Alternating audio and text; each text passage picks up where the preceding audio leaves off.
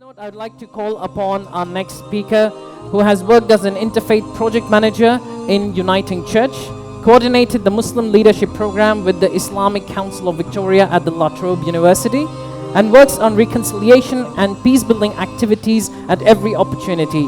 Please join me in welcoming Mr. Larry Marshall. Very nice to see those young children sing. I'm still blown away by that. It's fabulous. And I was going to sing that for you, so I think they've saved you. They've saved you guys, you know. Because I'm a person of two countries too. I'm from Sri Lanka, born in Sri Lanka, and very proud to say that I live in Australia. But I've also just got my dual citizenship, and I'm hoping to get my passport pretty soon. So the feelings about what's going on in Sri Lanka today really, I think, are in the front of our minds for those of us who keep an eye on what's going on in our homeland. And Samantha raised the point about the bombings in New Zealand, and that was homegrown Australian racism. And Australian racism is a reality. It has been with us since the Aboriginal people suffered colonialism. And colonialism is a similar, there is a similarity between the histories of Australia and Sri Lanka to that extent. We had a colonial master in the Dutch, then the Portuguese, Dutch, and then the British. And while we had those colonizers, we were more or less united against them to some degree, to a large degree. We wanted them out. However, when independence was granted to Sri Lanka in 1948, it wasn't a harmonious community that then took control of our country.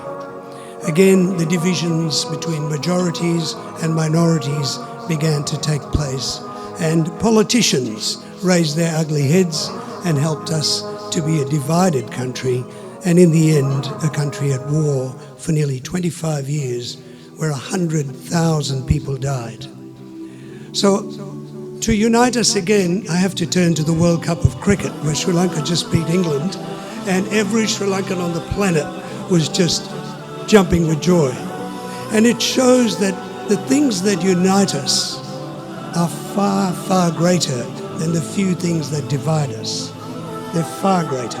This room is a good example of that. We are people who love our children, we love our culture, we love our music, we love our history, and we love the fact that Buddhism, Hinduism, Islam, and Christianity live together in our country. That's our wealth, that's our richness, as well as being the most beautiful island in the world. Well, that's just another point. So I think we have to face up to the fact that there's a lot of work to do in this large Sri Lankan community in Melbourne. And to that end, I want to say that my work has been in interfaith. It's been in organising a Harmony Day in Melbourne 4 times over the last 4 years. And this next Harmony Day, like Reverend Kote, Venerable Kote, thank you for your invitation to your temple. I would like to invite everybody here to come to our Harmony Day on July 20th in Mulgrave at the Community Centre. It's the 5th year we're running this, and it, of course, is inclusive. It is, of course, aware of the pain that people are sharing about what's happening in Sri Lanka, and finding ways to solve that here and then take it back to Sri Lanka. And I congratulate MINA, my friend Said Sheriffdeen, who invited us. Thank you very much for having me here.